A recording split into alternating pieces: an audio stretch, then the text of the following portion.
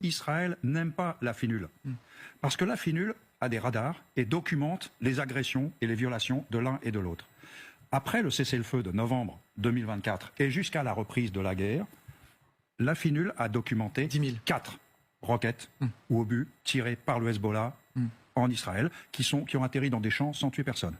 Et 10 000 violations israéliennes, dont 2500 sont des attaques, des bombes, des roquettes ou des missiles. Là, le mot est du Hezbollah, général. En l'occurrence, le mot est du Hezbollah. Donc, Non, attendez. Ça, c'est un micro-événement, je le regrette. C'est pas un micro-événement, c'est la mort de soldats. Par rapport à ce qui s'est passé, c'est 10 000 violations contre 4. Donc, qui attaque qui? Alors, je suis pas d'accord que le Hezbollah doive garder des armes, il devrait les rendre, on est d'accord. Mais la vérité des prix, c'est que c'est 10 000 violations contre 4. C'est pas en cassant leur pays, en déplaçant 1 million de réfugiés. Vous vous rendez compte que si ça arrivait à la France, nous parlerions de 15 millions de Français déplacés?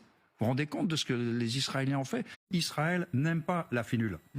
Parce que la finule a des radars et documente les agressions et les violations de l'un et de l'autre.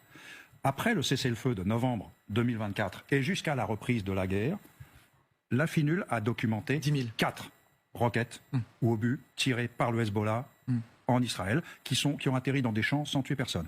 Et 10 000 violations israéliennes, dont 2500 sont des attaques, des bombes, des roquettes ou des missiles. Là, le mot est du Hezbollah, général. En l'occurrence, le mot est du Hezbollah. Donc, Non, attendez. Ça, c'est un micro-événement, je le regrette. C'est pas un micro-événement, c'est la mort de soldats.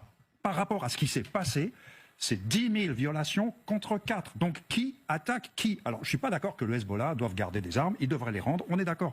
Mais la vérité des prix, c'est que c'est 10 000 violations contre 4. C'est pas en cassant leur pays, en déplaçant 1 million de réfugiés. Vous vous rendez compte que si ça arrivait à la France, nous parlerions de 15 millions de Français déplacés? Vous vous rendez compte de ce que les Israéliens ont fait?